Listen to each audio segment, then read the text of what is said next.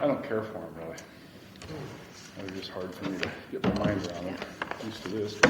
These two are exactly the same. So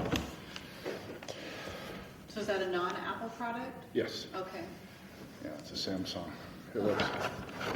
We used to have a non-Apple product, and you may want to ask Vince if that's There may be a still tablet or available. there Well, may be a yeah. surface what- or something. Yeah. What I will say before I start the meeting is, I'm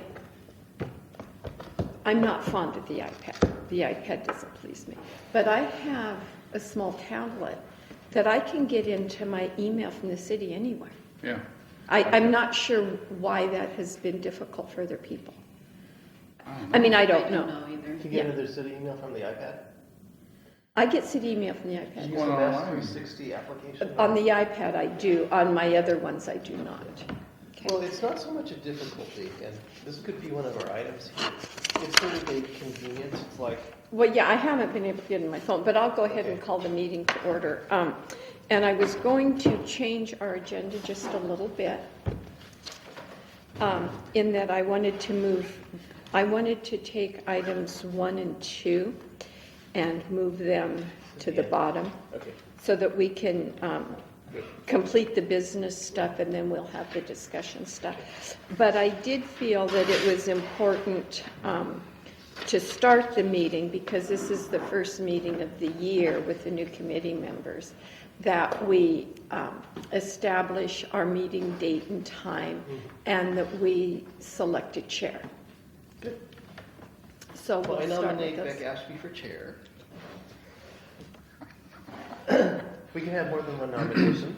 Would you like to be Yes. nominated too, Clancy? Oh God, could I? Yeah.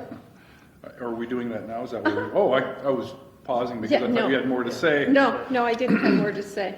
Beck, you're an excellent chair. I don't think we should change. Would you accept being chair? Are you not sure? You know, I would be glad to if you guys would like me to. I have a lot with KRCC, but that's okay.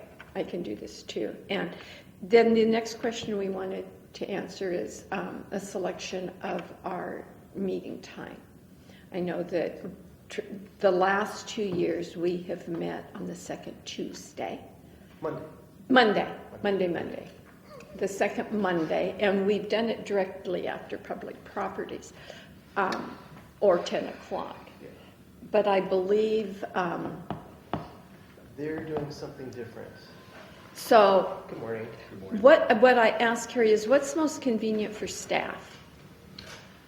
It's I had got an email from Nick, and he said the 8:30 slot on the second Monday was open if we wanted to do 8:30 rather than 10. I would think so, because the public properties is now being land use. Correct. Moving to a different day, so Okay. that would work. Or 8:30 we on could Monday. still do 10. I mean, Yeah, my Do you have a question preference for is 8:30? is on a Monday morning at 8:30, is that the most convenient time for staff?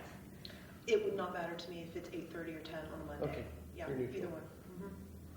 we're thinking 10 only because we thought the first thing for people to come in and do is come to this meeting might be a challenge sometimes.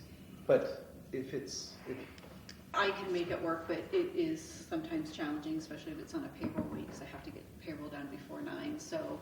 Do we want to say 9 o'clock? But a half hour is not going to make a difference, I mean, to me. So if we start at 8:30 versus 9 or 10 or an hour, I like it's, 9 or 10 it- actually. How do you it's feel? whatever you Does guys it break up your prefer. I can morning? make it work. Do you? The earlier the better for me. because I may not be on here all So the time, whatever so, we decide, yeah, I if we've don't. got two times, I'll take the earlier one. Whatever. Okay. Do you want 8:30 Uh, or 9? 9 o'clock. I like 9. Okay, it's 9. Is That 9, way, if does you that guys break get up in your and you day have too something much, or really is 9 challenging, fine? You And can that address would it. probably better for Nick also Maybe, than you know. 8:30. Okay, okay. We'll do 9 o'clock on the second Monday. And my other question So it's is, been confirmed that you are the chair, is that correct? Yeah. Well, well, yes. 2 kind of We nominated and nominated me, he and so we didn't have a grudgingly vote. agreed. After So- I get a little accustomed to this, and if you feel you're over your head, later on maybe we can switch that. Okay, I'd be willing to do that. so do we want to formalize it?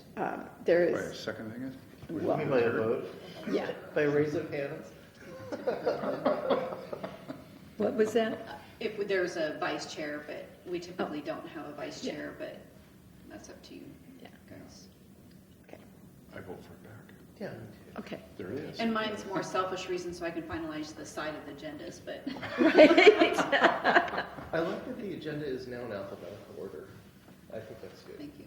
The other question I had regarding our meeting date and time is last year, depending on what our work product is going to be this year, the last 2 years, I don't know that it was imperative that we met every month.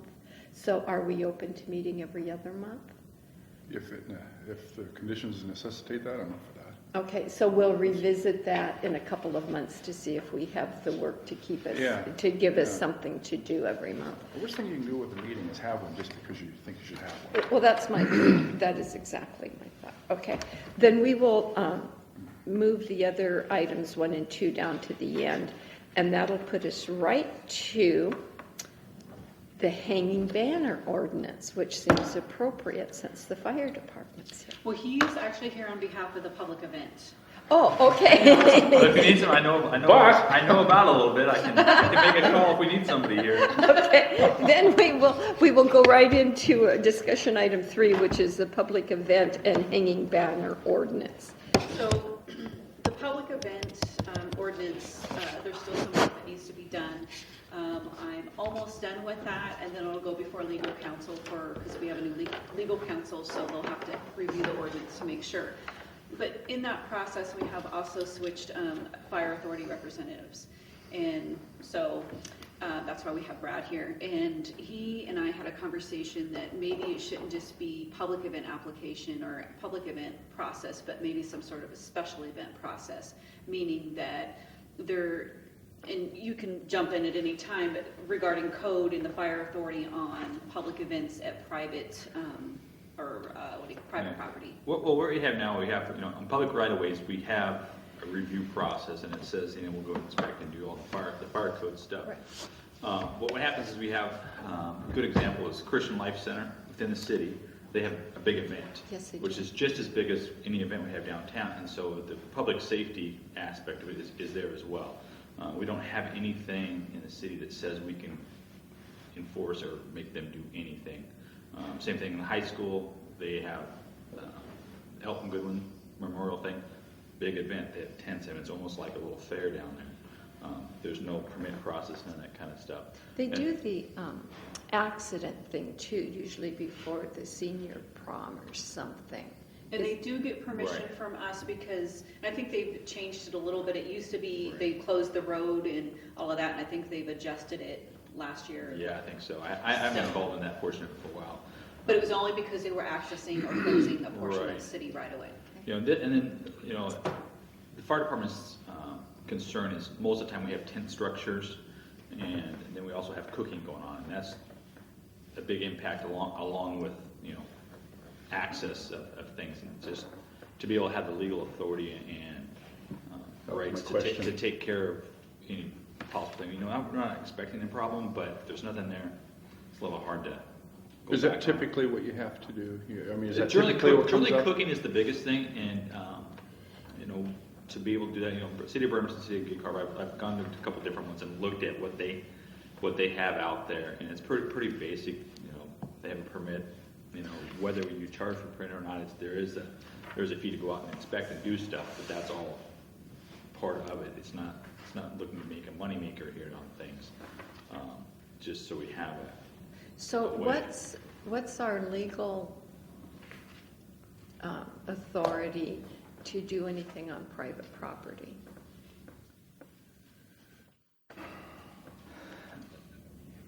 That I would would- be a land use.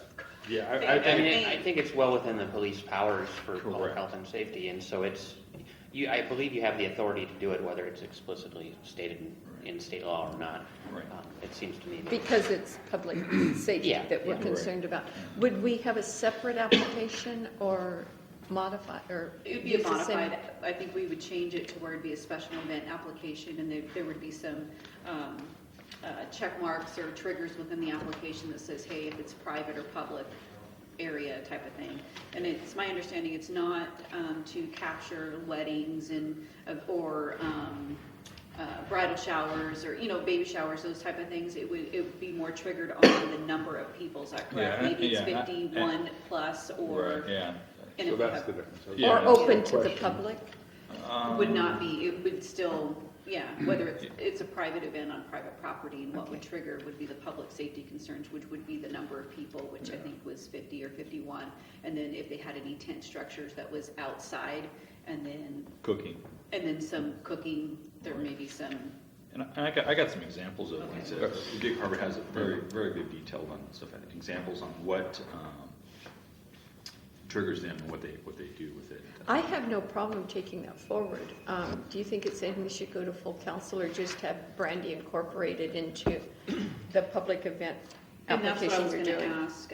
So if you want it brought before council, I'm not quite sure that I would be able to do it by the end of February, Yeah. maybe the first meeting in March.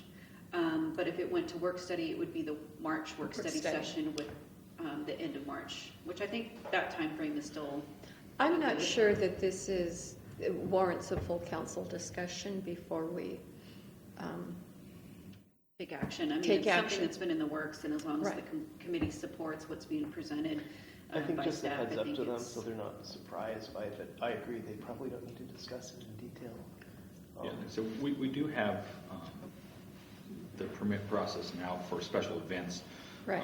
And we're just, like I said, we're just tag onto it that adds clarification on when do they have to take and do that. And, my form that I fill out to them, it's the standard, whether it's public right away or it's private, it's still the cooking, the tents, and the access is the three major things we have to do. Have there been instances when this has been a real problem, or is it just a Well, potential?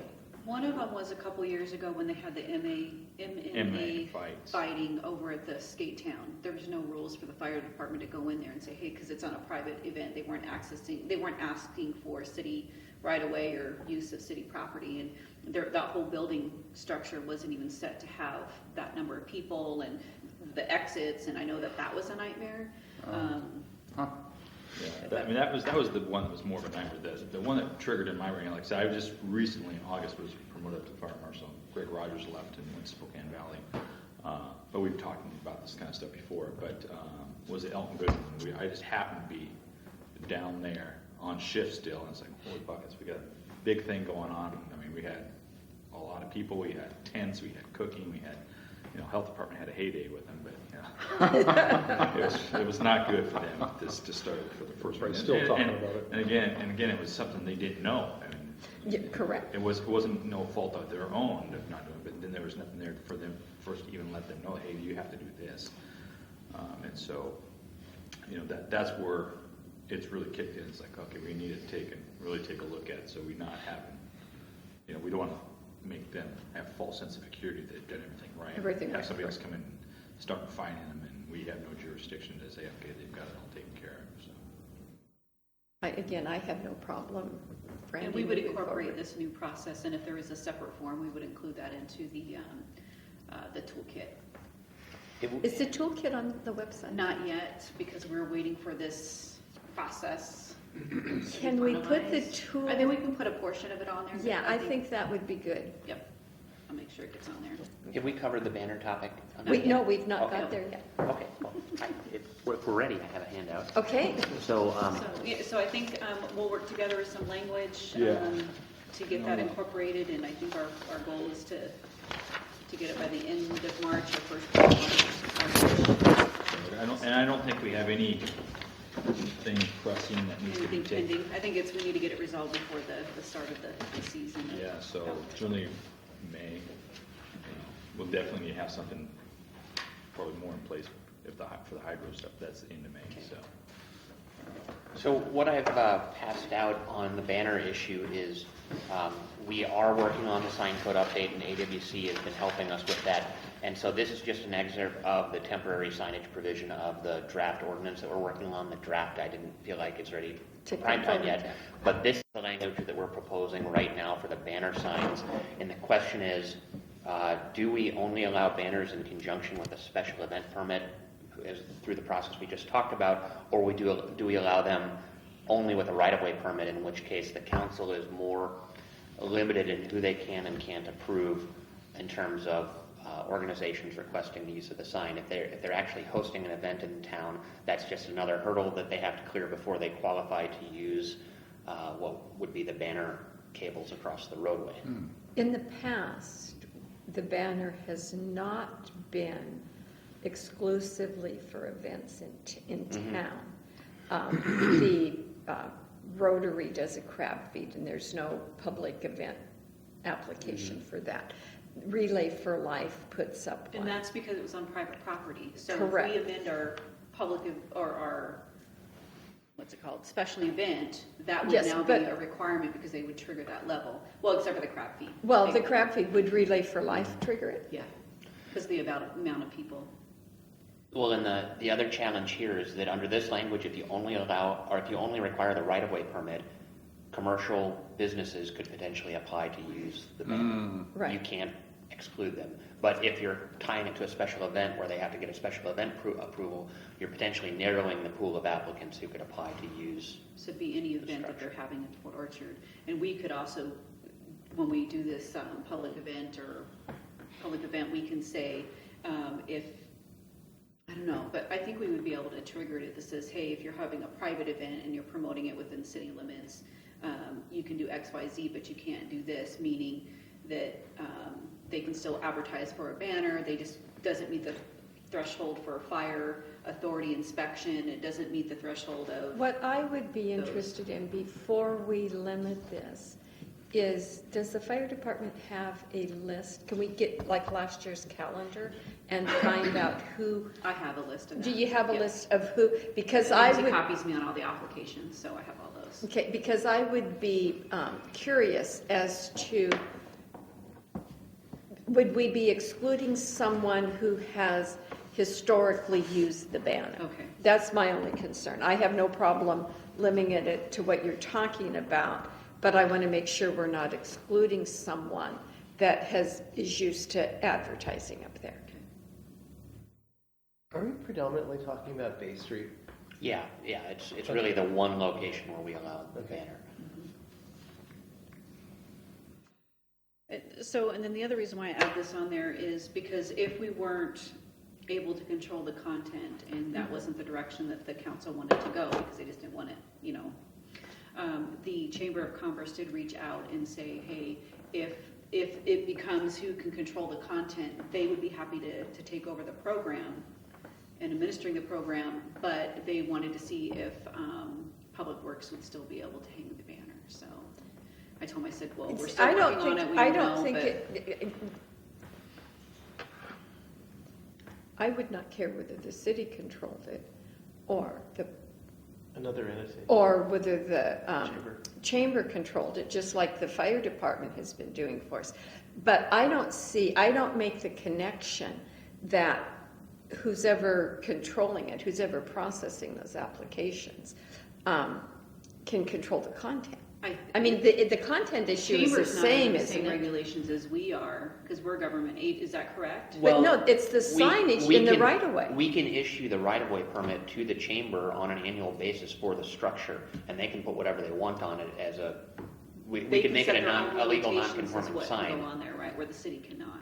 Yeah, so So that, it's a two issue. One, is the sign structure allowed in our right of way? That was the one issue. And then the Right. second issue was, if it was allowed, the city would not be able to control the content of it, Because it's city. because it's city, government, local. yeah, but if, what you would have to do is actually transfer the ownership of the structure to the chamber and have some sort of agreement with the chamber Right. for them to continue using that, and then the chamber could put up banners, we would actually be giving them the structure, not the banner itself, and they could be using it for whatever banner they chose, and they would have ultimate control over it. Right. So, And they can put up the They can be more content then, selective.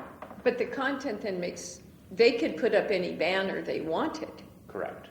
and we wouldn't have any say. So they Correct. could, We would- they yeah. could use it to their membership as if you're the you know, 3-star member, you get your business's banner across Bay Street for 2 weeks. Would They we be could. able to set the criteria like we did for the fire district?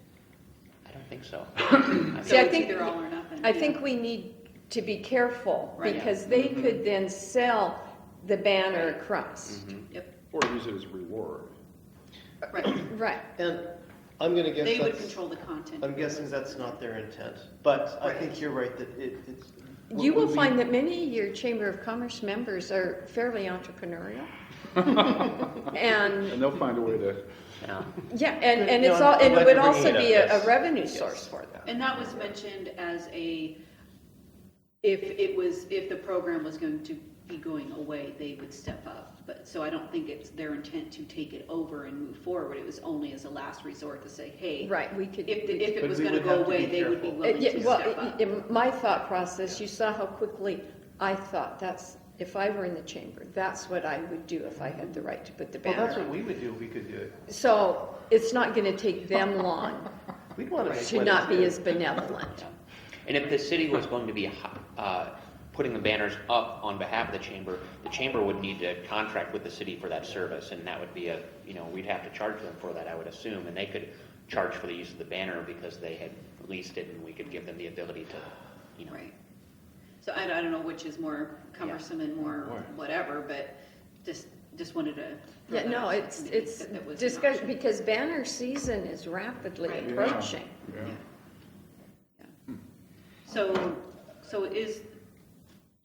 So I guess the first one is to find out who in the past have used the banner program and see if there is a way, if it's clearly, defined, or if it's all just events within the city or whatever it is, that Right. we incorporate it as part of our public event or our event application code ordinance process.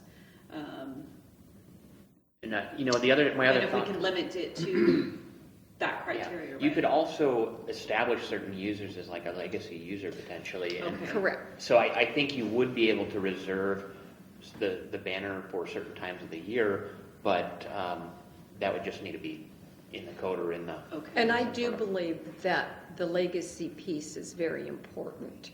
Yeah.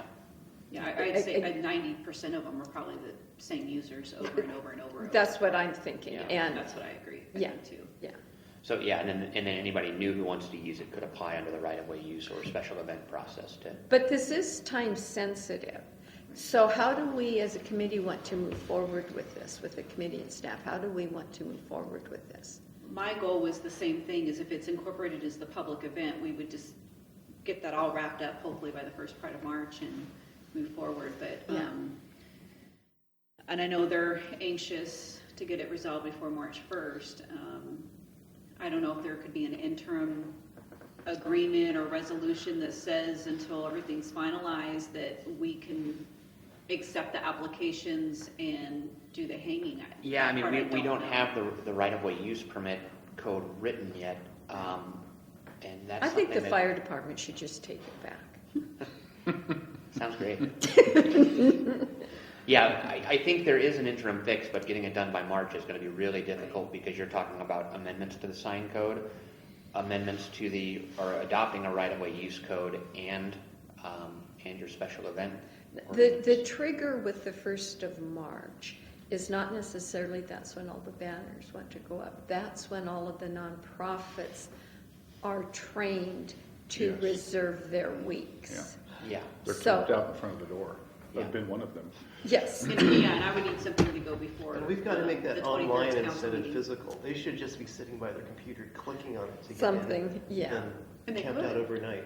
Yeah, I mean, all they have to do is send an email and, but, So what we can do is when you look at the list, if there are any organizations that typically hang banners during March, that we give them a heads up and we make special accommodations for them to get their banners up. Gotcha.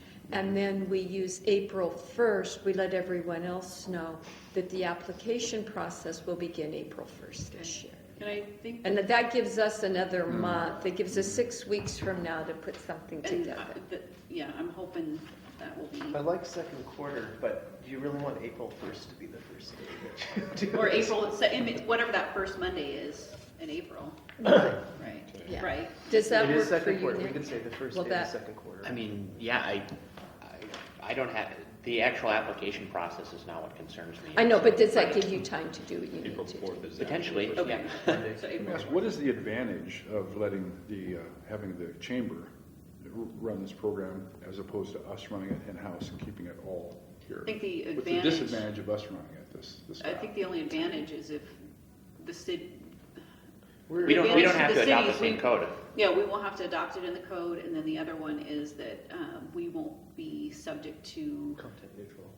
yeah, what content is on the banner. So for example, if somebody that is, that says, I want to marry so-and-so, will you marry me? And they give a banner to the city, we can't look at that banner content to determine if it's allowed in the city. It just, we have to let them have that banner over there that says, I want to marry so-and-so, where historically it's just been for nonprofits who are holding events within the city to promote their event. Right. And we Because- wouldn't be able to control that anymore. It would be first come first, whoever wants to put a banner and- for whatever reason, it will be allowed. And right now, our banner structure is a non-conforming sign because it's not allowed by our code currently. Right. And And so that's the they can second issue. continue to maintain it, but our code doesn't have to allow it. So it's sort of like a grandfathered in type of situation. But once we relinquish it, I don't know how we can make an agreement with the chamber and put limitations on what banners they're allowed to put up. We can, we did the fire district. Oh, no, Oh, we you couldn't do can? that, no. No, not anymore, okay. Yeah, so Yeah. the chamber would have free reign, but we would have to trust their discretion. Believe me, I was caught in the middle of the content issue with the fire department for Hogfest. Uh-huh. Somebody at the fire department determined that there was too much square inches or area given to the Sponsors. sponsors, and that and almost delayed getting the thing up or cause it not to get up. So we'd have to be clear about if there is a content, any way we control the content, we've got to be clear about that. They were very unclear. And the city can't control it from what I understand, right? But I don't understand. So you're saying can the hire us. chamber could control the content?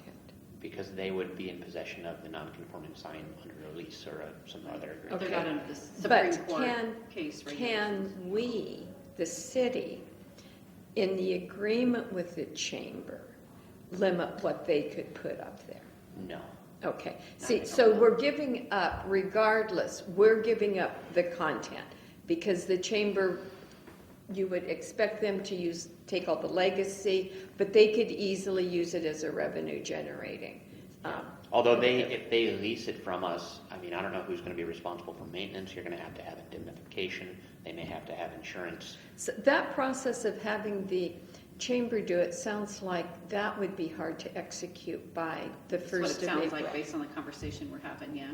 Yeah, so let's not close the door on it, but let's do something so that we can get through this season.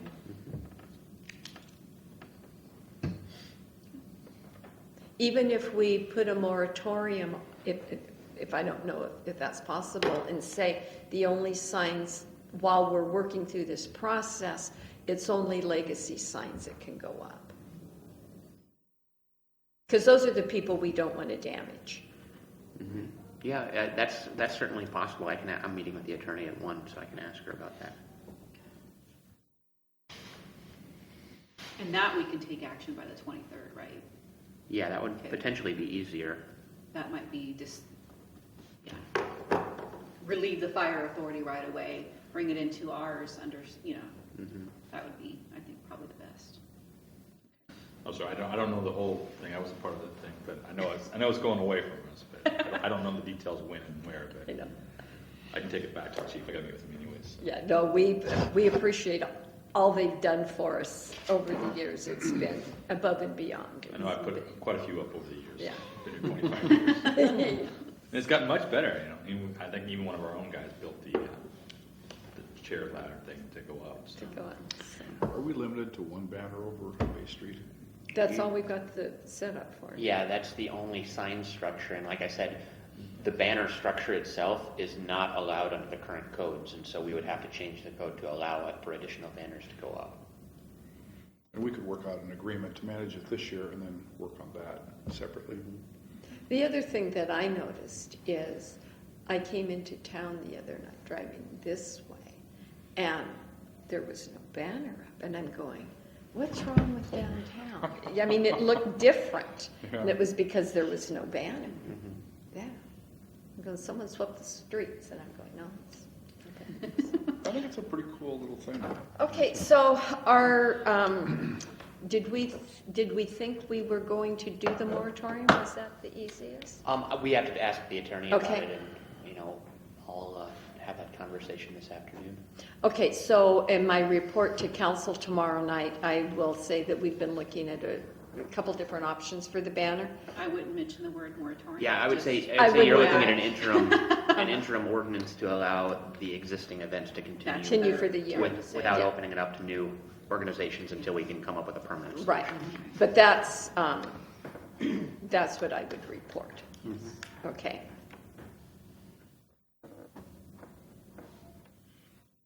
Okay.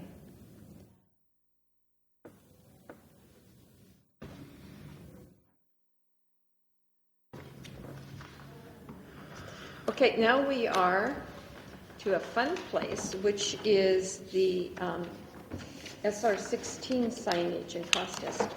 Yeah. If you don't mind, I'm going to. Thank you, Brandy. Now. Appreciate your time. Thank you. All right, thanks. Thanks a lot. We'll probably see you tomorrow. So this item,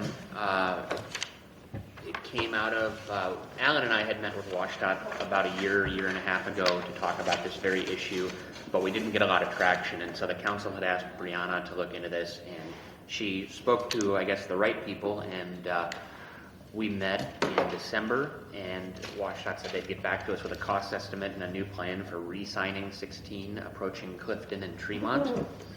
And what they've come back to us with is a concept which we could deal with only the westbound signage, or we could do the east and westbound signage, and we have prices for each. The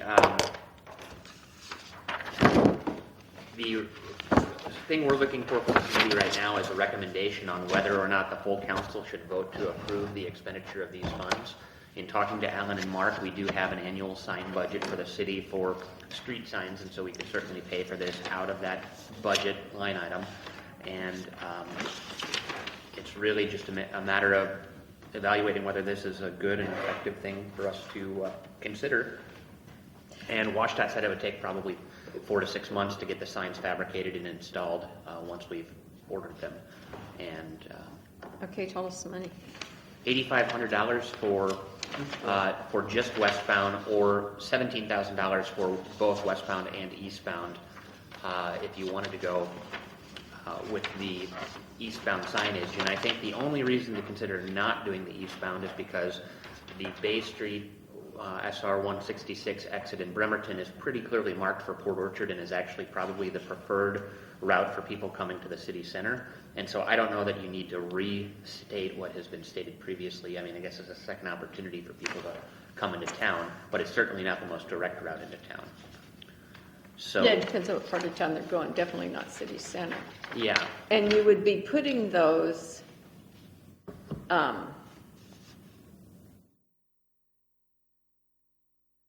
yeah, I wouldn't think that city center westbound is, that needs eastbound. Which is South. South, yeah, I hate this west and east. It's really It doesn't not make south. sense, but If I'm in Gorst Yes. and I'm southbound, Mhm. the city center sign up just before the Tremont exit Yeah. is not as useful No. as. So my other question then becomes, do you know how much was in the budget for signage? Oh, I think it's more than $100,000 a year that is kind of a rolling item for I was sign thinking- replacement. yeah, for some It's a reason- lot. It might even be 200. Oh, see, I was thinking it was more like 40. We'll That have was to for the look. wayfinding signs specifically, which was a separate carve out, I think. Okay. But in any event, we can check with Alan, but he said this is no problem to put into what's budgeted for the year. And so, this is just a little commentary on this. You know, Alan and I both live south of Port Orchard, and we come into the city from this direction. And so this is the first thing that was immediately apparent to both of us was that, hey, if you're not from Port Orchard and you're coming from the south, Oh, there was a There's- signage, I'm sorry, I yeah, didn't there's- see the dollar amount. there's no indication of how to get to No. Port Orchard. All the signs say the street name, not the city. Right. There is one sign way south of the city that says next two exits Port Orchard, but once we annexed, Sedgwick became a Port Orchard exit where it hadn't been previously, and it's okay that that doesn't say city center, but we really need to show people how to get to the middle of town, and this will tie into our wayfinding signs, which we're going to bid our first couple, including a sign at the top of Port Orchard Boulevard to more clearly direct people to downtown and to the county buildings and whatnot. So ideally what will happen is once this goes in, we will simultaneously be putting in our wayfinding signs so that it's kind of a seamless process. That was my question, is out of this signage budget, how much can we spend for the wayfinding signs? You know, I think again, it's because we have this amount that's budgeted annually that's for sign replacement of old worn out signs, it's really a matter of prioritizing which signs get replaced when, and if we, you know, we're gonna have to go out to bid for the wayfinding signs, and they could come in less or more than expected, and I think that we understand that the first 5 signs we can do, whether that it comes in at $20,000 or $30,000 this year, including adding this to the budget. So I think there's a lot of flexibility there, and you know, some of it is in the event that you know you have a storm and a bunch of things get blown down, Right. but you know, he doesn't spend all of that money every year, and he spends it kind of as needed, and it's just sort of a placeholder. Thoughts on the concept? Oh, I think it's great. I've had visitors come into town and they get confused. They're not sure how they get to downtown, and I think we absolutely need it. And right now, We've had that for quite a while. it says there is a sign, and so the Port Orchard City Center, the first one, would actually replace the Bremerton Motorsports Park and the Industrial Center sign, which Says next, right? yeah, and the Motorsports Park is actually changing their preferred way for getting there, and so they're actually have requested to take theirs down. And the Industrial Center, we're not even sure whether that was talking about our Industrial Center or the Skia. Skia. Well, Whatever it's called now. yeah, Yeah. Puget Sound Industrial Oh, Center, Bremerton. whatever. So anyway, that one would go away, and so, you know, I think WashDOT's biggest concern was they wanted to limit, their standards say that you don't have any more than 2 items per sign, and we had the unique situation where we had Old Clifton and Tremont, which were both at that exit, and so they said, well, can we do another item? And they decided that Old Clifton and Tremont were one item, Yeah. and that they could add the Port Orchard City Center to the list. So, Nice. in any event, I'm all for it. It's just a matter of whether we think we need the eastbound signage or the southbound signage in addition to the north/westbound. I'd recommend Northwest only. Do you have an opinion, Class? Well, for certain, westbound, absolutely. I'm completely for that. Eastbound, it's another $8,500. If we were tight on money, I'd say no. If we're not tight, if we have that available and it doesn't really dent our budget, put it in as well. So I would vote for both of them. Now, could this funding be used for wayfinding signs? Is that sort of the Yeah. gray area? See, that's Okay. that's where Yeah. I'm at. I would like the northbound, the northwest to go up, and I would like it to be complemented with the wayfinding signs along Tremont or wherever we need them. I would prefer to spend the extra $8,500 there than on Southbound. the Yeah. southbound signs. Yeah, we can absolutely, I don't think you're precluded from doing both in the budget as it is now. You may be able to get an extra sign or two if you exclude the southbound 16 signs. You may be able to get an additional wayfinding sign or two, but really our first priority is getting people to downtown, getting people to the county building And to from the high 16. school. Yeah. That's where people really want to know is how do we Yeah, that's get to true. the courthouse how do we get to the high school? Those are their, how do you get to the marina? That's where most of the visitors are Or how to looking get to to high get. school from the courthouse. I've had to give those directions. Mhm. It's like, well, you go down and around, and then you go up the hill. And it's, Yeah. So, so does the committee have a recommendation that we would like to relay? It's all within our budget, but I would like council to know about it, so I'll discuss it at tomorrow's meeting. Well, and you guys, I think at tomorrow's meeting could just make a motion Uh-huh. if you wanted to support this. And so what I would propose to do is to send this to the council today and Okay. then have Brandy add it to the agenda, actually as a discussion item. Okay, that would be good. And I'm not opposed to the southeast, as Clancy's saying, but I would not give it the same priority as the northwest. Yeah. I would prioritize northwest and then see what the options are. I mean, I'd love to see a pedestrian wayfinding sign down here before the southeast signs.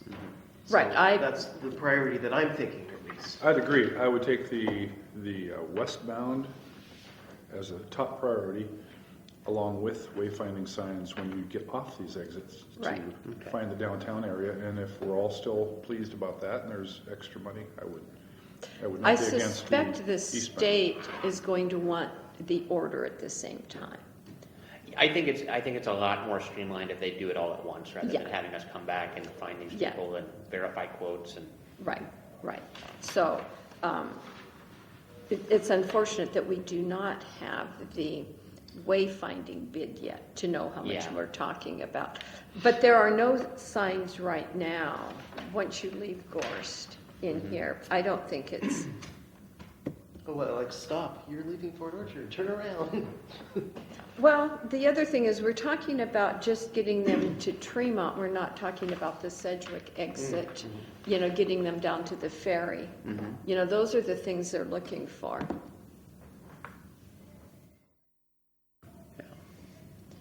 So in any event, we'll put this on the agenda as a late edition, and I'll email this out to everyone right after the meeting here. Okay.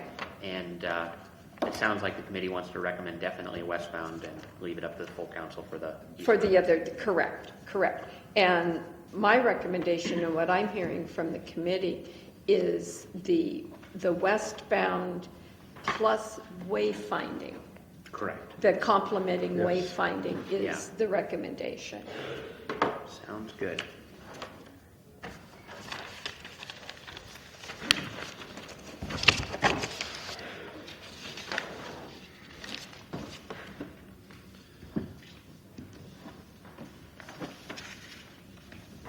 Okay, and we'll talk about the revisions to the sign code. Well, I can update you. I did go have a meeting, and so AWC is covering the cost of looking at our sign code because it's a risk management issue. Carol, of course, our previous attorney, is the AWC land use attorney, and she's doing this for us, but also for other cities, and coming up with a model for a sign code. I did go meet with Carol and another planner from Montlake Terrace who's been helping with this process, and I've been sort of reviewing the document. We're doing it piece by piece, and so we've done temporary signs, we've kind of updated definitions, and we've taken a stab at the permanent signage, and that's what's being refined right now. But I think it's her hope. She needs to release the draft to AWC for a cursory review before she can provide it to the clients, and so that's why we don't have anything to talk about just yet. But we have made some pretty good progress. Does she have a timeline on that? I think that she's trying to get it done this month to have a draft back to AWC. They've been,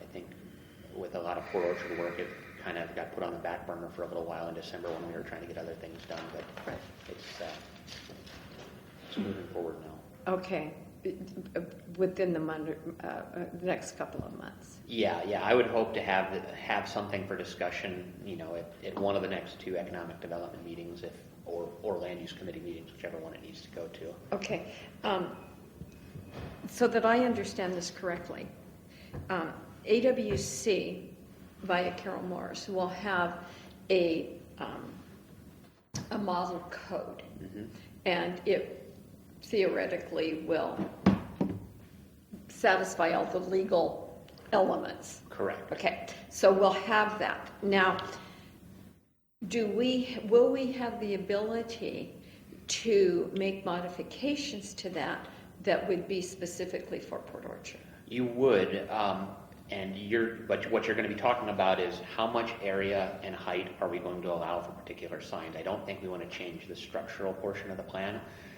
The other thing, though, is that the sign code, I think that because of the ruling in town of Gilbert versus Reed, Right.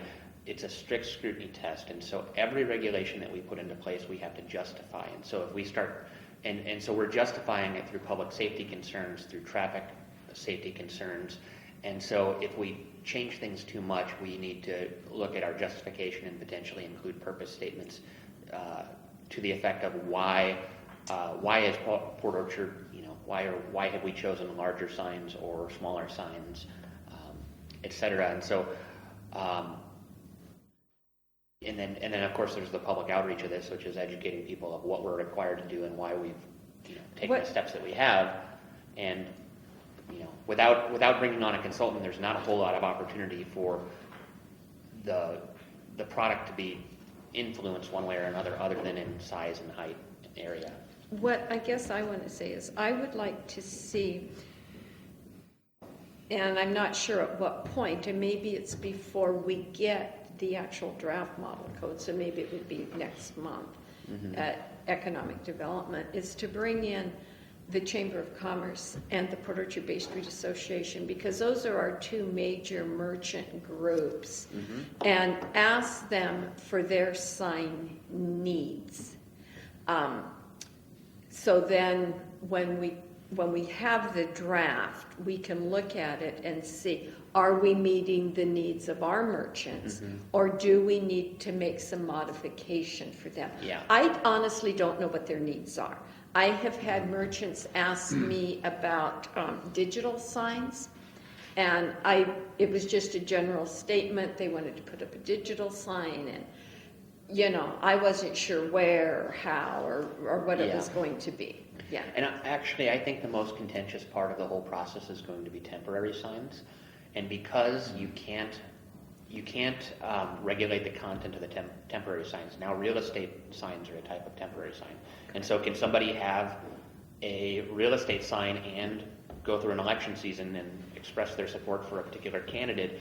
And how do you come up with an appropriate limit for the number of signs in residential areas, which could also be commercial signs if they have a home business? It can be a political sign, you can put your house up for sale, or You it can can put be... your beauty shop. Yeah, so do we want to allow 6 signs per house, or do we want to allow 1 sign per house? But what happens when it's election season, or when somebody puts their house up for sale? Suddenly the code maybe isn't adequate, but in other cases it could be too generous and people could take advantage of it, and balancing that is a really difficult task.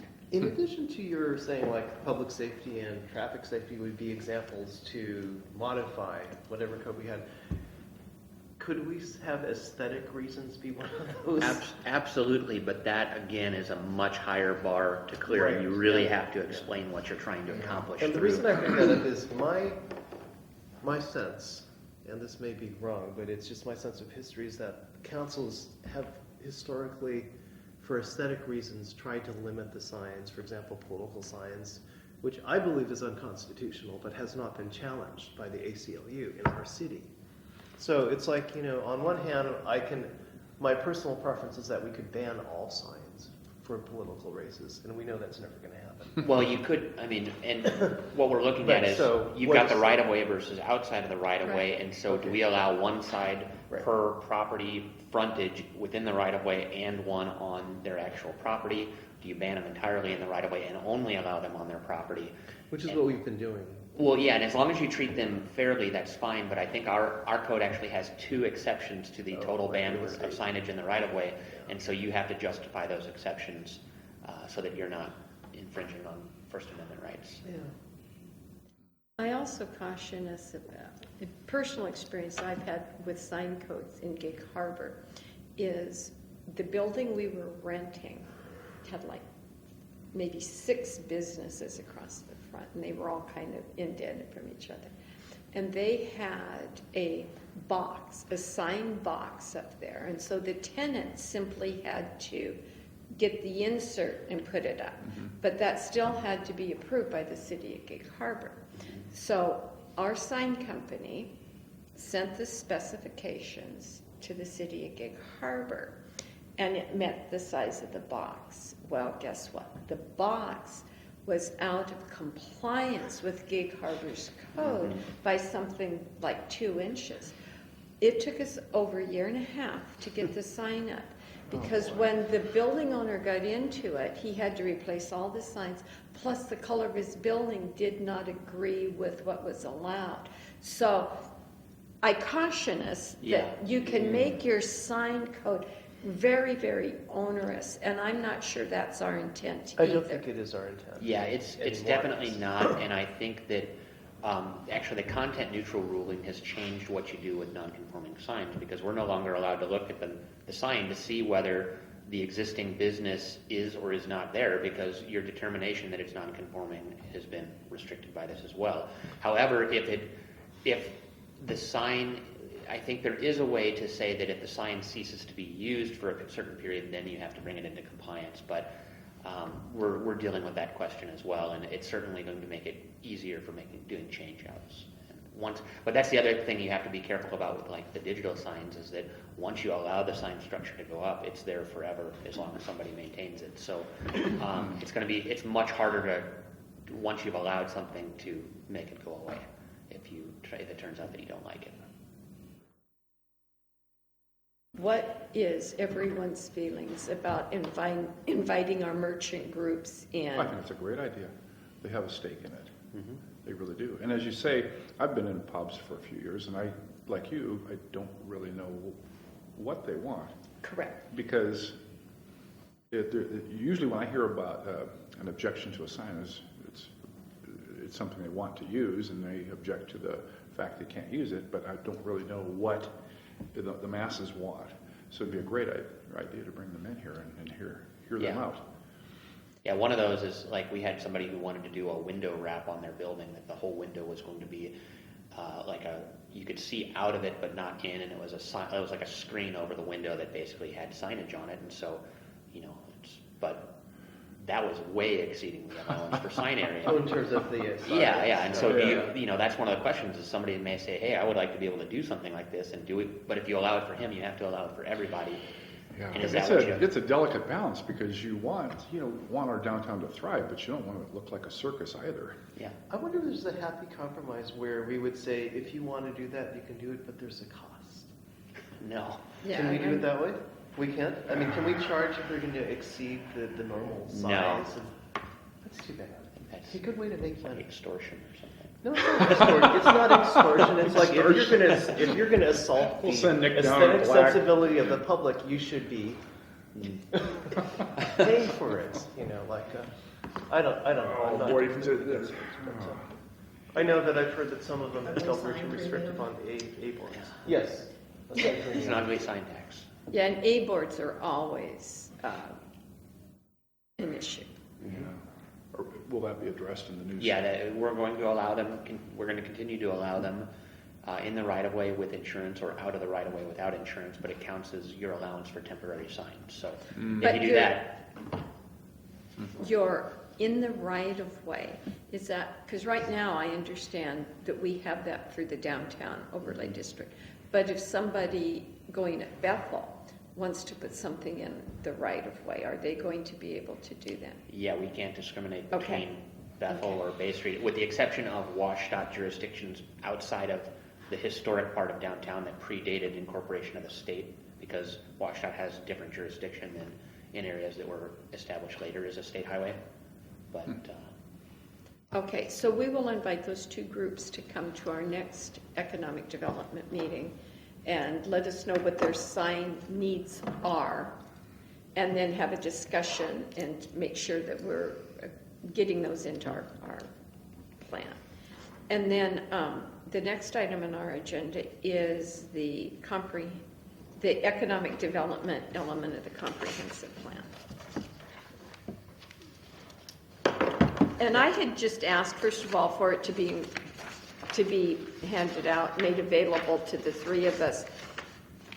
because I felt that as the Economic Development Committee, we should be fairly comfortable with this and knowledgeable of it before it comes forward through the Planning Commission and council. Yeah, I don't really have a presentation. I haven't looked at it for a Yeah, few no, months we have, now. I would say we haven't looked at it for a long time. I think with Clancy being the new Economic Development Committee appointment member, yeah, if you have questions about it, we're happy to walk you through anything or look into things that maybe concern you. Sure it will. Take a minute. Now, this has already been to planning commission for hearing, correct? Correct, yes. So, and we, just in terms of the comp plan where we're at, we're taking each element through the planning commission one by one for a hearing and input, and then once we have a draft planning, a complete plan from cover to cover, we'll do one last public hearing on that, so that there's one more bite at the apple for the public to provide comments on the whole thing once they see it tied together. So there is an opportunity, if there's a minor change to this, that it will still go for a public hearing when the whole draft plan goes through. But I don't believe council has seen this since. Yeah, I don't think so. We had a draft, you and I sat down with Scott, went Yeah, through yeah. it, and then this was made, but I don't think that after this, that has gone back to council. You're probably right, although now that we have a land use committee, we're going to be taking comp plan issues to that committee as well, and so I think at least most of the rest of the council is going to get to chew on this, all but, and who's on land use committee, are any of you? No, Okay, no, so it's so just, 6 out of 7 are going to see this at one committee or another, and then Right. the 7th, maybe I can meet with them privately to, that was kind of the goal of Yeah. doing Scott, it. Sean, Cindy? Is it Pardon? Scott, Sean, and Cindy? No, it's Scott, It's John, and Sean. Scott, John, Sean. Okay. Sean. We're all gonna have hip hop names. So anyway, that's why I had asked this to be included, is so that we would all be up to date on it, because it's, kind of has our name in it.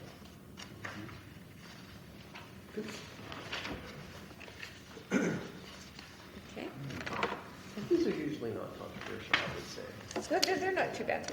No, And it's it- just a matter of being familiar with it. Yeah, and the other thing I'll share with you, we did receive the draft transportation element Friday, and so we're going through that. There's a few things that they're still working on that are a couple of blanks that they're going to be filling in for us, but that was received. We've got the draft sewer plan that we're going through. We're waiting on the water plan, and the parks element just went to the planning commission, and we're having the hearing on that in March, at our March planning commission meeting. So can we see that before, can you email that to us? Yeah, we'll provide a copy, although the planning commission requested 2 or 3 changes, and then also, I believe the mayor is wanting to propose that we potentially do away with One park. Paul Powers and potentially consider removing that from the parks plan as a park facility. And so those options have to be still drafted, and then once we have those drafts, we'll send it out to you, or once we have those changes made, we'll share it. Elle and I have already made the changes the planning commission recommended. Just not the Paul Powers. Not the Paul Powers. Okay. We were kind So of we'll waiting send you what we for have, Okay. and then when the land use committee, if they make a recommendation to remove Paul Powers, I think we'll do that before it goes to hearing at the planning commission, Yeah. and tell them that, hey, council committee has requested this change. You can put it back in there if that's your recommendation, but right now it's been taken out. Okay. That might, have to think about it, but that might solve a lot of issues up there. I guess my only question, and it's further down the line, is if that recommendation is made to remove Paul Powers, would neighbors in the 300-foot radius get a postcard that was happening so they could show up and give their input? That would be my concern, we is that the people in the surrounding area know that was being Yeah, discussed. let's do mailing labels, and let's come up with some kind of mailer that we can send out to them to let them know that. I'd actually like to expand it from 300 to 500 maybe, if you have the budget, or The- 1,000. I guess one of the problems, we don't have an alternative proposal for the property at this time. When he's saying a 300-foot or Foot yard radius, radius or yeah. something, my mind works different than that. And I would like to see a mailing up to fireweed. That particular disagree. quadrant. Yes, all the residents in the. Yeah, there's, and Carrie, you may not be that familiar, but there's Fireweed and South Flower, and that's the area that use that park. Potentially use it, yeah. south And, of and that area. apartment building up there. Yeah. So that's where I would like to see the mailing go, rather Okay. than, Yeah, then this, well, I agree. And you want this done now before anything goes to the planning commission? No. we want them to be aware of what's happening and be able to come to the public hearing to make comment, so that they're aware of what's happening prior to that, so that they can, I'm not sure exactly what your timing is. Yeah, so our planning commission meeting in March, I think, is around the 4th or the 3rd. It's the first. Oh, it's the 1st? So the 1st of March is the public hearing, and so we'd have to get something out. Oh, they're right immediately. now. Yeah, on the parks element. But we could also, the planning commission hasn't seen this at all yet, and so before the final draft goes, we could do the mailing saying, hey, we wanted, the council has requested that you be notified that there's a proposal to potentially change Paul Powers Park, and, I don't know whether you guys want to go so far as to say that we would like to propose this as a city maintenance facility, because I think that's the discussion that's taken place, but I think at least if they know what it's going to be, as opposed to being sold for Well, development. That's a good idea. It's possibly going to be, I just think anything we tell them so they're not surprised. Yeah. Because No, that's right, you don't want to, it's the only park in their neighborhood Right. except the And Van and Zee B, Park. Yeah. Yeah, Yeah. and the people up on Fireweed can walk to Paul Powers, where they may not let the kids walk down to Van But they Zee. could, yeah. Yeah, and I think the good thing about that it stays a public facility is any of the problems that are associated with the park now are potentially solved if this becomes a staffed, fenced public works facility versus being sold to a developer or some other thing that Okay. they may not Yes. prefer. Right, 50-foot condos or 50-story condos. You can see Bremerton from there. No, it's 6 to 8. Remember 6 to 8 stories? Where that came from. okay. So how did well, that's off topic. Okay. Okay, so we finished, now we can go up to item 1, and that is goals for the committee for this year, or items that we want to take as a committee to the retreat, or individual items that we may want to. Do you remember what last year's goals were? We could just update those. I don't know that we It had was any. Update the website. Oh, was that one of our goals? A council goal. That I was think a council goal. Okay. Yeah. But we can certainly generate the ones to be discussed at retreat too. Some of the items that we have talked about in the past was our public event toolkit, which Brandy's said she's going to put part of it on the website because she's been waiting for that application So, to get done. and if I may, just in terms of setting goals and policies, one of the things that I've observed is that what the city council defines as goals are more like a to-do list, and so the goal would be something like, we want to promote tourism in Port Orchard, and the policy is, let's develop a toolkit, or let's, Okay. Right. So I think we should think more broadly in terms of what the committee's goals are, and then if there are specifics that we want to work on, let's Under kind of that. itemize those in the context of a broader goal. Just a suggestion, but. Yeah, no, that's fine, and that's, and I don't know that we have to come up with our goals today, but we need to think about them, and we need to maybe even read the draft economic development plan, because it definitely has goals and policies in it, and we may want to take that and just prioritize those. Mhm. I'm looking at the January minutes online and see there were goals there. No, I don't think that we discussed them. In the same vein of promoting tourism, I think, implementing the wayfinding signs are definitely related to that. Right. So you're thinking tourism, wayfinding.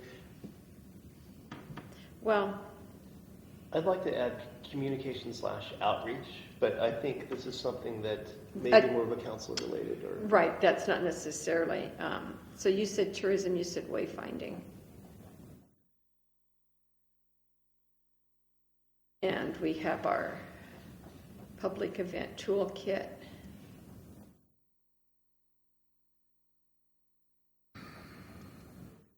And then the public event application. All of those things we've been working on.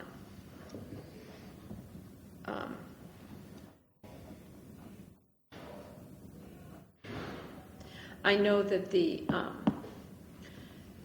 street use, the sidewalk use permit, I don't know if that's an economic development or Yeah, a land absolutely. use. Yeah, I would also say that updating the sign code just to allow Right. people to, do a better job of advertising certainly Right. falls under that sort of economic goal. development, Yeah, yeah. yeah. And I then don't see that necessarily as tourism, I see that as just business. business development and job Right. creation. And retention, maybe? Do you want to somehow partner with KEDA and find out if there's an inventory of buildings in our area and like what percentage are empty? I mean, we could probably do that off the top of our head. Like, I don't, it's, but, I mean, is that one of our concerns? Like, do we want to? I don't know that that's our role as much as it is identifying barriers to Okay. getting those All right. spaces filled. And so really it's what can the city do to help, make those things more attractive? but, Okay. correct. Not only make the infill more attractive, but how do we promote like our industrial center? Or is there a particular type of business that we want to attract to Port Orchard? Bingo. I mean, I don't know that we've ever discussed that. And that may be something we want to talk about at the retreat. Yeah. That's one of the things I'd like to talk about, focusing on what types of business we want here and being able to focus our energies better rather than just a shotgun. So that approach. we can take down the barriers for those industries. I don't know, is our Wi-Fi fast enough for some technology firms? Well, you mean our broadband in the Uh-huh. city?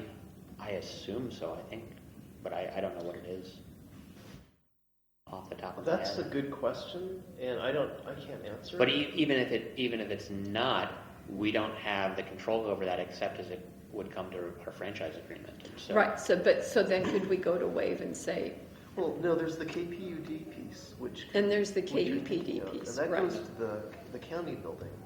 So the question might be, what does it take to expand it from the county building north to City Hall or?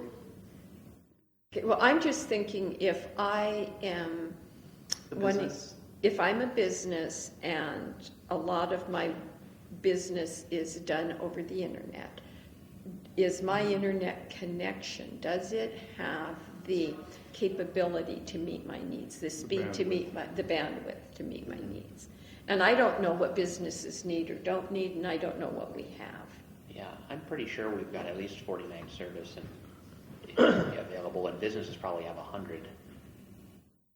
But How can we find out? well, you can go to who's our. WAVE broadband. I think you can go to Wave's website, type in find your out. zip code, and they'll tell you what speeds are available in your area.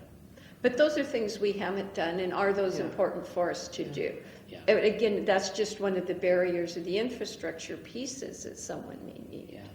Yeah, I think actually going through the process of identifying barriers to development and actually, conducting a process to say what has been challenging, and I think that some people are going to say, well, you put these traffic impact fees in place, it's too expensive to develop, but I think the bigger barrier is you haven't addressed traffic, and that's sort of the root of a problem like that. But we've got the downtown overlay regulations, you've Right. got other regulatory challenges that potentially could be revisited from the economic development standpoint. And maybe identify places that people could do live-work type lofts. I don't know if we have any area for that, but I think that could be. The other thing I think we need to understand is how important rooftops are to additional retail coming in. Okay. So one of More the square footage or what? No, number of houses. number of Oh, houses, okay. number of Residents. houses. Okay. And that's sort of been predetermined by KRCC and PSRC in terms of our allocations, but yeah, we want to get to a certain number sooner if it means that things are going to start happening. Right, because if you just think back, Walmart, Fred Meyer, Lowe's, all of this went in within a few years of each other because our population got, within the South Kitsap area, got to a number that supported that. And now other businesses, a Target or whatever, you may not be as likely to come in until we reach that next plateau of population. But we don't have to reach it as a city, we can reach it as an area. As a region, but we need to We don't want to be understand. over 25,000 in the city. But the city's got to do its share. I mean, Yeah. Yeah. So one of the things that I would like to do, maybe at our next meeting, if we do the sign thing, I would like to bring in John Powers from KEDA and just have him give us a primer on economic development and what they're specifically doing. yeah, and it help us identify barriers. Right, right. Would he also be good at telling us what kinds of rooftops we want? He may, Because I know we've had we're concerned that what we seem to be getting is a lot of apartments. And I don't know that that's true anymore because the Ridge is certainly bringing a lot of first-time single-family Yeah, dwellings. I don't know that that's the issue because I think the rental market here is like a 1% vacancy rate or something. So there's It's really, that's addressing a shortage. And I think that's good. I think what I heard from former councils is they felt that we were the lower income capital of the county. That we had lower income apartments and not the higher end condos that everyone else seems to want. So that's something that I mean, we might want to discuss when we talk about the types of rooftops that we're getting. the other thing that I'm just going to comment on that, Fred, is right now, I believe the affordability of our housing makes us attractive. And when we talk about that affordability, we're talking a $300,000 home is what they consider affordable housing right now. That development that we did off of Olney, those 3,600 square feet lots, I mean, I was just, The Horseman Heights one? Horseman Yeah. Heights. I was just going, oh my God, how did we do that? Those are gonna be slums. And I walked in them and those things, Are they nice? $280,000 is the starting price over there. And I'm going, and that's affordable. So when we talk about affordable and being the low end of the county, I still consider that fairly high as compared to what you would, but Bainbridge Island, you can't buy anything for. No, and I'm not disagreeing, but for example, and I brought this up before, that Sydney and Sedgwick, which was mixed use and then as commercial, I was disappointed that they were just building apartments as opposed to retail on the ground floor with apartments above it. Yeah, they're And doing that's- horizontal mixed use rather than vertical. Right, Yeah, and I and I think was- that's, if we listen to Scott, he mentioned it at our last council meeting. They're dropping mixed use, or And Katrina mentioned it at our work study, is that mixed use was an idea. I mean, they took the flag up the flagpole and everybody thought mixed use was wonderful. And it hasn't, nothing has developed mixed use. There's a few places, I think, on the island and in Paulsbo, but we haven't seen a lot of development like that. we haven't seen it here, but it's in Seattle where you are having the pedestrian retail on the ground level and the apartments above it. But you talk about affordable housing and 280 being a starting price. The base price has to go up a lot more before mixed use becomes viable in terms of the economics of building a structure like that. So Could they build higher, like 10-story you can apartments? certainly give them the height, but I think once you go, they call it like a 4/1. Then you're talking about a different type of construction where you really have to go like 12 stories before it starts to pencil because you're talking steel and concrete and I'm not rather than a opposed to wood that on at top of Sydney and concrete. Sedgwick, though, because I think that would be, that's not blocking the view of the waterfront. But do you think we'd ever get it to a point where that would be attractive to a developer? I think, I think this ties in nicely to the debate about the UGA size and the availability of land, and that you're not going to see that sort of thing happen as long as there's ample vacant land available for single-family residential development. And so the supply of land is definitely related to the desire to build up versus building a cheaper type of construction, that's more of a short-term gain rather than a long-term play. The other thing that I think would be important is, you remember when we did the centers, all the centers approach? Now we need to go through, and this is one of the questions I'm going to have for a retreat, is to prioritize the sub-area plans. Because you're not going to be able to do all the sub-area plans tomorrow. Yeah. You know, so how are we going to prioritize the sub-area plans? Wait, And wait, that, can you back up? I'm unfamiliar with that. Can you back up? I'm just looking at a Centers and map of the sub-areas? city. You But lost me there. okay, we have developed, we have designated certain areas of our town as centers. And let's just start, Bay Street is a center. South Mile Hill is a center. From the roundabout up to, The movie theater, basically. up to the movie theater is one. And then there's an upper Mile Hill at the top of the hill that's the center that's on the... Yeah, and then we have, just love maps. Yes, oh, You want to pull the microphone out so that it can sit on? So yeah, and then the Tremont Hospital area, this is a center that, the boundary's not quite the same as this, but it extends along Tremont a little ways. do we have, what's underneath here? Okay, oh, that's that's McCormick McCormick. Woods. McCormick is a center. McCormick is the center, what was it? Oh, is there something else? yeah, there's another one. But at any rate, if you go around, if you go down Tremont, Commerce Center. when you come to Lund, or Bethel, okay, there's a center from there, down to the roundabout, there's a center from there up. We just put a center all the way around town.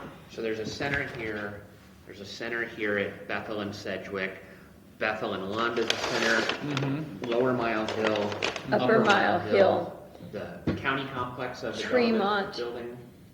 There's two, there's one here, or else Tremont. It's like this. Yeah, There's a and center. then Bay Street is one, and then going up Pottery. So we have these centers, and we've done that because when we developed these, we wanted to develop smaller areas rather than larger areas. And when we, if you're a center, you get an extra checkbox in a lot of your applications, whether it's for funding or other things. But, so we went through the exercise and identified centers.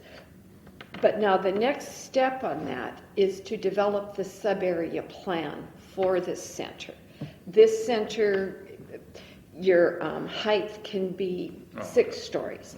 You can have this, you can have that. Yeah. That's basically. And really, I think the key is, you talk about mixed-use centers in Seattle and, those neighborhood-type buildings, but the street that you build there looks different than the street that you build along a commercial corridor like Wheaton Way or, something along those lines where you have big parking lots and big box stores. And so how do you transition from a automotive commercial corridor to a pedestrian corridor, and what is the difference in road standard that is applied in that area? And do you have special design guidelines for what gets built? Do you have minimum density requirements for housing so that you ensure that things develop in accordance with your plan and that somebody doesn't come in and build what you don't want, what you hadn't planned on.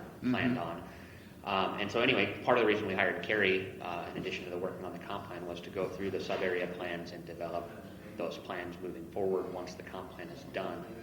And so she's going to be in charge of that. But you'll need to know which one we think is most important. That would be helpful. And personally, I think we've already done some work on the Sydney-Sedgwick corridor, but I think the Bethel-Sedgwick area is probably the most important. And we actually budgeted in our TIP for a corridor plan so that we can work with WashDOT and hire a transportation engineer, because when you're dealing with a state highway, it's different than You're talking Sedgwick. other areas. Yeah, Sedgwick and Bethel. That's potentially where you're going to see a Target or other big retailers try to come in, and is there a residential component to what happens out there, or is it going to be more automotive type development? And we need to figure that out before it's too late, essentially. Right, and that's part of what I see. There's probably an overlap between the Land Use Committee and the Economic Development Committee. But I see us both needing input and to be up to speed on it so that we know what we're doing. We did about 2009 or 10, probably 2000, yeah.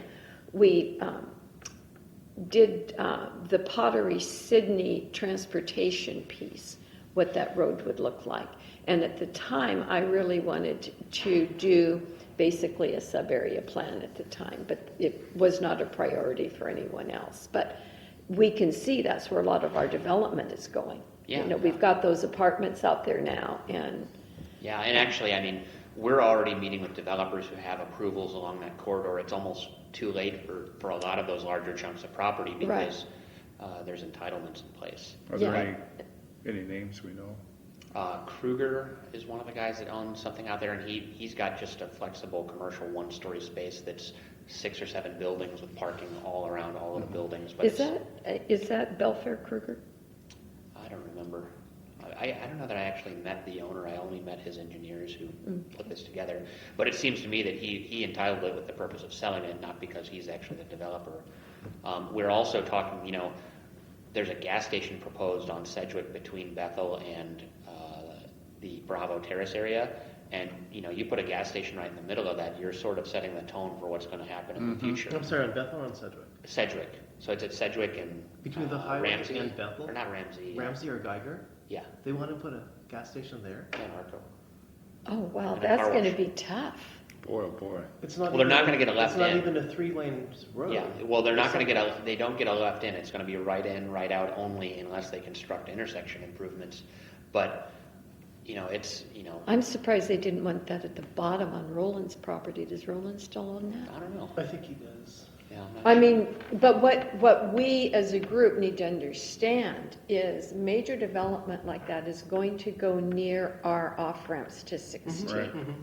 And we need to plan for our residents and the people coming up from the Key Peninsula and all those people that are going to come down from McCormick Woods, that we don't let them get on 16. Because once they get on 16, they're going to Gig Harbor, Silverdale. We want supporting services and retail for them, probably in that basic area. And we've got Blackjack Creek sitting there. Yeah. It's a terrible location for a gas station. Is it? Oh, it is, it's on that Yeah, hillside. well, we only have one commercial zone, so that's the reason that you need to do sub-area planning is because in certain sub-areas, you may want to restrict some of the uses that are allowed and say that, you know, in this area, we don't want gas stations and car washes or big box. We want things that are closer to the street, that are street level retail and to support the residential neighborhoods that are immediately adjacent or, but we haven't really had any conversations like that. And that's what needs to happen. No, those are the conversations we need to happen. Do we have any big box stores knocking at our door? One of the owners of land in this Sedgwick corridor is talking to Target. So, Yeah, so Target was real interested before the recession. They've been waiting it out, but I mean, we've grown a lot since then. You know, probably 2,000 residents have been added. So it seems to me that they are interested, but that the land hasn't been assembled and that, you know, you have a lot of different ownerships. And until the ownership issue is sorted out in that corridor, I don't think you're going to see Target come in. But if they do come in, you know, there's a lot of different ways that a Target store can look from, you know, a very conventional box store with a big parking lot between the store and the road. Gig Harbor on Burnham, at the Burnham exit has, you know, the Target that's kind of tucked away in the trees and is, you know, that's a different approach. And then you've got urban Targets that, you know, you see in other places. And Yeah, you see a Target walking up, what is it, Pike or Pine? Yeah, that's a 3-story Target. And, actually, in my neighborhood where I grew up in St. Louis, they built a 2-story Target in a fairly residential area. So, The other thing that I just want to throw out is, I think it's important when we do these sub-area plans that we have at least one area, if not multiple in the city, where someone can live and have access to their food or basic services within walking distance. You know, or easy commute distances. I think that's just, I would actually like to see apartments on Bethel along with the retail, but I'd like to see them upstairs. Well, yeah, and, you know, I actually, whether the apartments are on Bethel or are just off Or of Bethel. adjacent, yeah, in walking distance. Right now, we're zone 4.5 off of Sedgwick and Bethel from the annexation. They actually downzoned it from what the county had, which, you know, you talk about us having too much capacity. Right. We probably want to fix that, but we certainly don't want to do that before we pass our comp plan and get it certified, because we're going to have even more capacity in the city than Right. we already do. right. And that's why I personally wouldn't want to give up that park off of Lundberg, because I think when that area develops, that Lundberg property's That going to... Lundberg Park would really support mixed use, or Right. our multifamily development, Right, and, you know, provide the open space that the community would need there. right, right, right. Yeah, Lundberg Park, I think, is a great property to hold on to for that type of development. But currently, nobody lives near it. But at the same That's time, not too yeah. bad. And actually, at that corner, you know, there's a storage unit place Mm-hmm. we're proposed to go in, and so we're going to have a storage unit thing rather than, you know, Right. more retail type of uses. On Lundberg or what? I think it's Lundberg and Bethel is at that corner there by the car wash. They're putting a storage there? That's what they want to do. At Lundberg and Bethel? That empty lot just north That of the... triangle lot? No, No, north of the, on the west side of the road. Oh, It's Next to the car wash. yeah, next to the car wash. oh, you're kidding me. Yeah, Well, it's empty land. No, I know exactly where we're I know. talking. Why would you want to put a... Why would you want a storage everybody unit? wants to own storage units. It's a good business. Oh, Can we ban those? Can we move them to Gorst or something? no, it's not that they're bad, but that But you is wanna such have a them- It's not prime, appealing that's to- such a yeah. prime area. Yeah, and you know, those things can be redeveloped, but they're such a cash cow once you have them up and running. I don't think anybody would ever, you know, it's like owning a surface parking lot in downtown. Yeah. Well, I suppose eventually it would be demolished for something nicer, but I'd rather... No, have but an you empty would lot. just, I just look at that corridor and I do Yeah. not see storage Yeah. units Yeah, as on the the- best use for Yeah. it. Well, and that's why we need probably, you know, a C1, a C2, a C3 zone, so that you have one commercial zone that allows those, but you pick where those types of things go. Right. And, you know, maybe that's, you know, Upper Mile Hill or closer to the interchange rather than in an area where we're trying to encourage people to live. Right. Actually, Kmart might be better storage. Yeah, but this guy doesn't own Kmart. He wants to own a storage unit. Yeah. Wow. Wow. That's Let me ask a just- naive question, because I'm new to this. What's the difference between a commercial center and an overlay district? An overlay district can be part of your sub-area plan for the center. You may want to have an overlay for that particular center, or you may want to create a zone for that center that defines what uses are allowed. I mean, an overlay district is just one tool. You got any other? The center is a physical geographic area. Yeah. And the overlay is can be the regulations that you use to operate within that area, very specifically. Okay. Yeah. Okay, gotcha. And you know what's strange is we have a number of overlay districts in our city now, but we only have the one commercial zone. And so, with the exception of downtown, commercial uses are the same in every commercial zone. But the downtown overlay district has a much more restricted list of commercial uses. Okay. And we were concerned about any red or commercial you could put in a gas station on any of them. And we're not thinking all of them are equally suitable for a gas station. Correct. Or a storage facility. Gotcha. Like storage units on Bethel. Well, we already have a large storage unit on Bethel.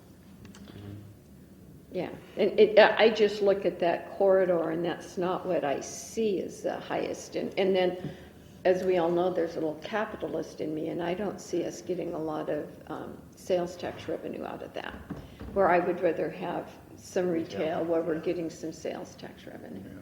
I think Yeah. storage units are historically sprout up when you have a lot of apartments and things like that. in the Yeah, area. yeah. They're not as valuable if you don't. Yeah. Well, and I guess lost what I was going to say. Never mind. Well, we've kind of talked, I don't want to just, so our goals, we will identify, or if provide some tourism things we want to do and some business development things we want to do, identifying the barriers, looking at regulations, looking at our sign code. And we will start with our next meeting by inviting John Powers to come in and just give us Or is it the Chamber POB you said? both. Okay. Well, if we have a 2-hour meeting, we should be, these may be the only 2 things on the agenda. Okay. But will that work for you guys? Okay, and then that will move us forward and we can decide what we want to do after listening to those 2 things in March. But I would really like to give our business community an opportunity to feel engaged in the sign code. Oh, yeah. I think that's an excellent approach. Yeah. Okay. The other thing that I don't know how difficult or non-difficult it is, but could the committee get a report monthly or every other month on how many building permits were issued or how many building permits are pending or Yeah. number of business licenses so that we kind of have a gauge of what the economic activity is like? Yeah, and I've got a template for that, and it's not too hard to pull the numbers, but that's one of those things that you try to get done, and it just never seems to happen. Yeah. So I was planning on a year-end report as well for 2015. Okay. I've got the data, I just have to put it in. Okay. Or quarterly? Yeah, well, if he gets the data and we get it at year end, we'll have the template. And Yeah. I will tell you that in 15 we had, I think 104, 105 single-family starts, which is by far the most Huge. we've had That's huge. in 10 years. So.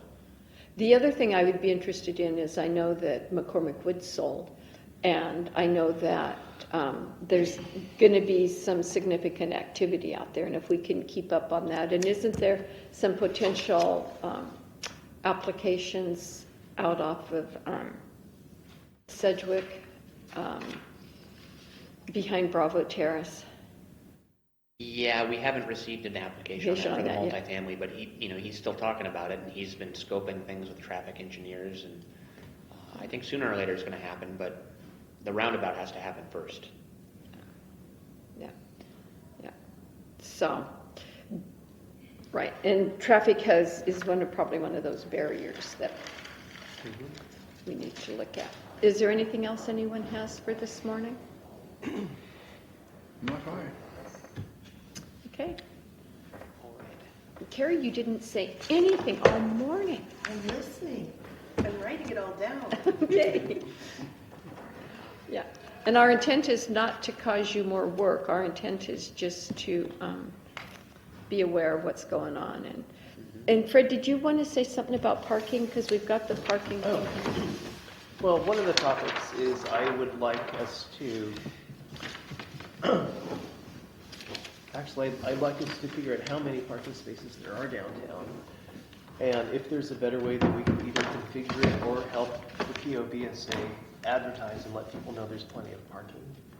I can interject on that when you get done. Okay, the chamber supposedly has said we had 1,000 spaces, and I went and asked for whatever they had and have not seen anything.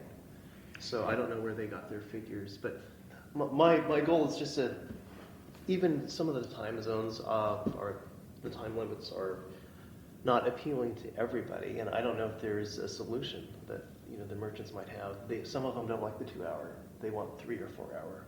Others think that's too long. So whenever I've heard things from them, I said, "Well, you just talk amongst yourselves and let us know what you want, and we'd be happy to get behind it." But if we could help facilitate some of that, I think parking is just always an issue, and I like this now. I think, have we checked our event toolkit? Because I thought that Rihanna or Brandy had put together some parking, some maps that included parking. We can check with Brandy and see if she has those for our toolkit. Well, Matt took some maps, and that's where that came from, that 1,000, well, it started out 600 and some parking places downtown that he identified. I don't know where they are. Have you seen his list or a map? He brought it out, yeah, he brought it out at one time. I haven't seen it since. I went by and asked him, and he couldn't produce anything. So it may be lost, or I don't know if he was counting some of the residential uphill I spaces? didn't or- have a chance to talk I just about want to, that, but even without that, I'm glad we can identify these spots here. And, you know, even if we made a color code or help somebody make a color coded map, like here's 2 hour, here's 4 hour, here's all day, I think your average consumer has no idea the amount of parking or where it is. And if we could help simplify it. The chamber has never put together a map like this. I don't No, this started last year. And we wanted to use it for Hogfest because what we wanted to do was identify where all these spots were, talk to the owners of the property if it was private parking, and we wanted to be able to make an interactive map. So when people came to town, they had all these places to choose from, and all they have to do is choose one, and they use their GPS to get to it. Oh, I No love that. problem whatsoever. A parking phone app. Well, yeah, I like that too. But it's You get on that? yeah. You overestimate our technical ability. Well, and I know we're not there, but even in Seattle, they have a little sign saying, you know, how many spots there are at every location and maybe how much. And we're not there yet, but even if people had a better idea that, yes, there is parking, you know, and they could Spell direct that. people to it. It's thrown out constantly. Oh, there's no parking. Yeah, But there is parking. It's just not sitting in one area where It's you not look at it Walmart and count parking, them. yes. It's, yeah. I So can don't- give Matt a call and ask him. But I also know that Brandy had one of She has a smaller map. the elements is, the toolkit is parking. Do you have, and I'm going to adjourn the meeting, and then I'm going to ask you a question that's not part of the meeting.